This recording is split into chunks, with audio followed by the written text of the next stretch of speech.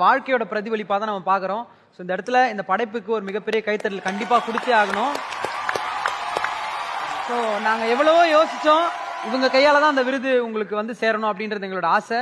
So அவங்களை கூப்பிட போறோம் இப்போ. நல்ல கைத்தட்டல் கொடுக்கலாம். ஏன்னா தனி ஆளா நின்று தன்னோட குடும்பத்தை தோல்ல சுமக்கிறவங்க அவங்க. பஞ்சவர்ணம் அவர்களை அன்போடு மேடைக்கு அழைக்கிறோம்.